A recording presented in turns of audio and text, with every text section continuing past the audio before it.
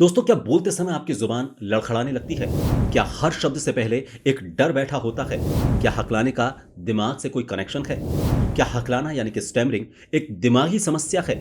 इस पर काबू कैसे पाया जा सकता है? अगर ये सभी सवाल आपके भी हैं तो ये वीडियो सिर्फ आपके लिए है।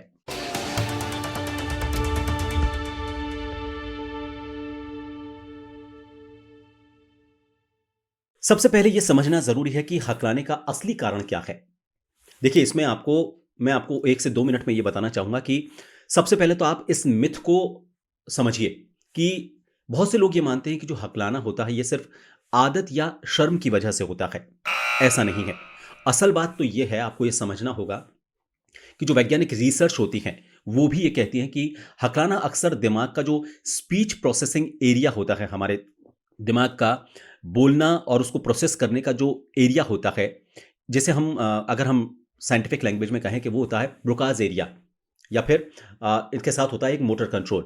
इनमें जो कोऑर्डिनेशन होता है इन दोनों के बीच में, ब्रोकाज एरिया और मोटर कंट्रोल, इनके बीच में जब कोऑर्डिनेशन में गड़बड़ी आती है, तो ये दिक्कत होती है। अब जेनेटिक कारण भी इसके कई बार जुड़े हुए हो सकते हैं। इसके अलावा भावनात्मक दबाव, इमोशनल प्रेशर, इसके साथ कुछ एंग्जाइटी अगर जुड़ जाती है तो ये समस्या और बढ़ा देती है। एंग्जाइटी इसका एक सबसे बड़ा कारण माना जाता है। तो ऐसे में आपको ये समझना ज़रूरी है कि ये ऐसी समस्या है जिसे आप दूर कर सकते हैं, क्योंकि आपको सिर्फ़ ये कोऑर्डिनेशन सुधारना है।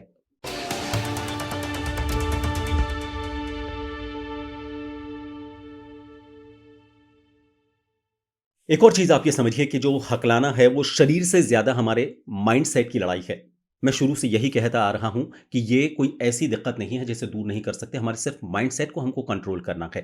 जब कोई व्यक्ति हकलाना शुरू करता है, तो सबसे पहले उसके मन में एक तो डर बैठता है और दूसरा उसके साथ बैठती है शर्म। डर और ये शर्म, इसका जो कॉम्बिनेशन होता है, वो ही स्टैमरिंग का सबसे बड़ा कारण है। ये जो डर होता है, यही बोलने से पहले हमें तनाव देता है। बोल मुंह से रहे हैं और तनाव दिमाग में जा रहा है, जो मैंने आपको बताया था कोऑर्डिनेशन बिगड़ने वाला कारण, उसकी जो शुरुआत है वो यहीं से होती है। डर से टेंशन होती है। और जो दिमाग होता है वो जुबान को एक तरह से सही सिग्नल नहीं दे पाता।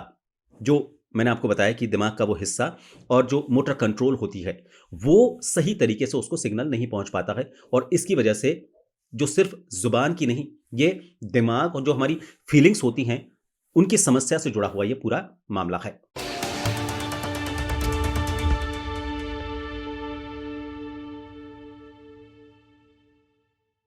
तो ये तो थे कारण, और असल में ये होता क्या है। अब इस पर काबू करने की अगर हम बात करें, इस पर कंट्रोल करने की बात करें, तो सबसे पहले बारी आती है ब्रीदिंग की और स्लो स्पीच प्रैक्टिस की। हर वाक्य से पहले आपको एक तो गहरी सांस लेनी है, ठीक है, और बोलने की स्पीड को थोड़ा सा धीमा रखें। जल्दी जल्दी ना बोलें। ये आपको सबसे पहले जरूरी ध्यान रखनी है, क्योंकि आप अगर गहरी सांस नहीं लेंगे तो आपको सांस टूटने की वजह से स्टैमरिंग होगी। और दूसरा, अगर बोलने की रफ्तार ज़्यादा हुई, तो वही कोऑर्डिनेशन बिगड़ेगा और आप समझ नहीं पाएँगे कि आपका दिमाग क्या तो मैसेज कर रहा है और आपको क्या बोलना है। हो सकता है कि जो बोलने जा रहे हों, उसका मैसेज पहले आ जाए, तो फिर आपको आने वाले जो शब्द हैं, उनमें फंबलिंग होगी, स्टैमरिंग होगी। तो ऐसे में आपको बोलने की स्पीड को, रफ्तार को धीमा रखना है। कई बार आपने देखा होगा कि जब हम छोटे थे और साइकिल चलाना जब हमने सीखा था और थोड़ा-सा चलाना सीखे थे, उस वक़्त अगर हम जल्दी अगर पैडल मारते हैं, तो हमारा सारा कोऑर्डिनेशन बिगड़ जाता था। हमें समझ नहीं आता था कि पैडल का और हैंडल पकड़ने का और बैलेंसिंग का कोऑर्डिनेशन क्या रखना है। यही हमारे बोलने के साथ है। तो रफ्तार बहुत ज़्यादा मायने रखती है।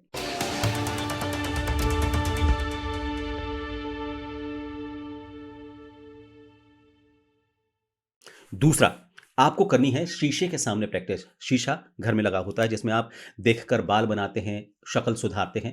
तो रोज़ 5 मिनट आपको इस आईने के सामने एक बोलने की प्रैक्टिस करनी है।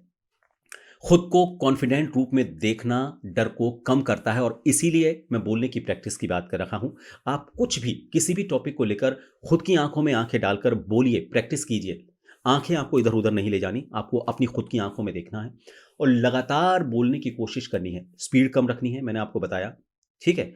जल्दी जल्दी नहीं बोलना, और बोलते हुए आपको अपने आप को कॉन्फिडेंट दिखने के लिए जरूरी है कि आप 5 मिनट तक प्रैक्टिस करें। इससे होगा ये कि एक तो जब जिन लोगों के सामने आप बोलते हैं, जैसे ही वो आपकी आँखों में देखने लगते हैं, तो आपको घबराहट होती है।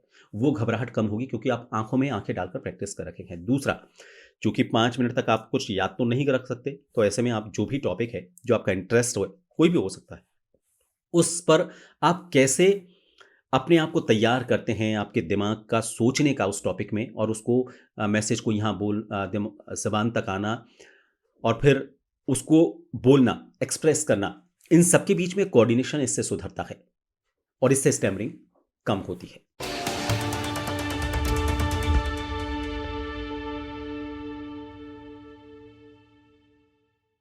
तीसरा, आपको डिसेंसिटाइजेशन टेक्निक का इस्तेमाल करना है। यानी कि आपको एक तो डर का सामना करना है, डर से बचना नहीं है। होता यह है कि हम डर का सामना नहीं करते। जैसे अगर हमको स्विमिंग सीखनी है, तो पानी में तो उतरना पड़ेगा।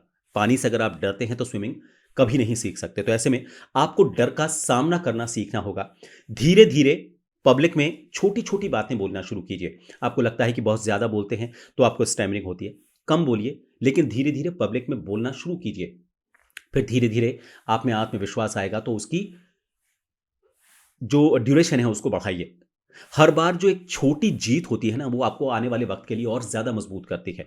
आज आप 1 लाइन, 2 लाइन लोगों के बीच में बोल पाए हैं, तो इससे आपको अगली बार ये कॉन्फिडेंस आएगा कि इस बार तो मुझे कुछ हुआ ही नहीं। कोशिश करता हूँ, थोड़ा-सा और अच्छे तरीके से इसको आगे बोलूँ। तो आप अपने आत्मविश्वास को मजबूत करने के लिए इस तरह से इन सर्कमस्टेंसेस को, इन परिस्थितियों को इस्तेमाल कर सकते हैं।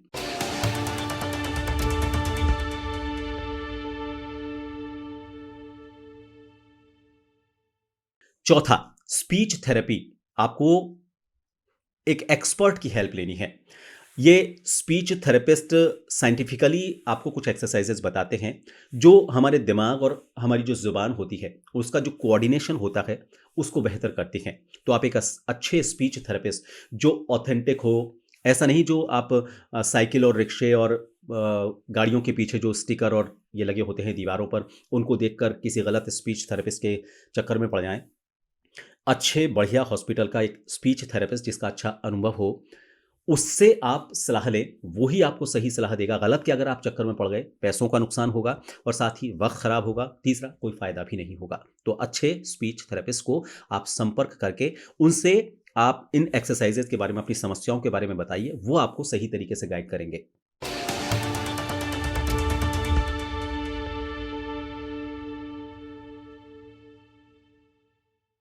5वीं और ज़रूरी चीज़, खुद से रोज़ ये कहें कि मैं स्पष्ट और आत्मविश्वास से बोल सकता हूँ। माइंडसेट को आपको सकारात्मक बनाना ज़रूरी है। जैसा मैंने आपको शुरू में बताया था कि जो नेगेटिव थॉट्स होते हैं, वो हमें टेंशन देते हैं, और ये टेंशन जो होती है, एंग्ज़ायटी पैदा करती है, और ये एंग्ज़ायटी आगे जाके स्टैमरिंग का सबसे बड़ा कारण बनती है। तो ऐसे में आपको अपने माइंडसेट को पॉज़िटिव रखना सबसे पहले तो ज़रूरी है। गड़बड़ हो गई, चलिए मान लिए, छोड़ दीजिए। उसको याद नहीं करना आपको, क्योंकि जब आप पिछली गड़बड़ को याद करते हैं तो आगे और गड़बड़ होती है, क्योंकि आप उस बारे में सोच रहे हैं। अभी जो आपको करना है, उस बारे में आपने सोचना बंद कर दिया, और यही आगे आपकी स्टैमिना को बढ़ाता है। तो ऐसे में आप अपने माइंडसेट को पॉजिटिव रखें। खुद को सकारात्मक कैसे रख सकते हैं?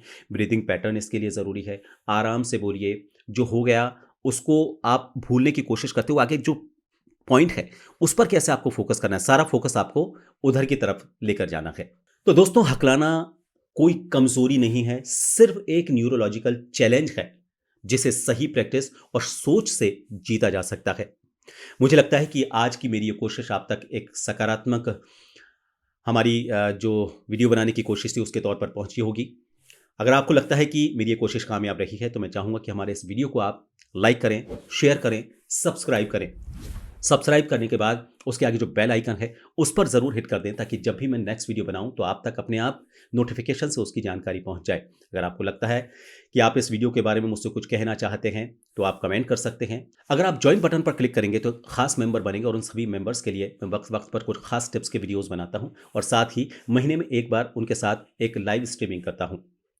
आप मेरे सारे सोशल प्लेटफॉर्म से जुड़ सकते हैं। उन सभी की जो लिंक है नीचे डिस्क्रिप्शन बॉक्स में दिए हुए हैं, उन पर क्लिक करके आप उस ग्रुप का हिस्सा बन सकते हैं, जहां पर मेरे अब तक के सारे वीडियो आपको एक साथ मिल जाएंगे। आप अगर थैंक्स या सपोर्ट बटन पर क्लिक करेंगे तो मुझे काफ़ी हिम्मत मिलेगी, ताकि मैं इस तरह के वीडियोज़ लगातार आपके लिए बनाता रहूँ। फिलहाल बहुत बहुत शुक्रिया। नमस्कार।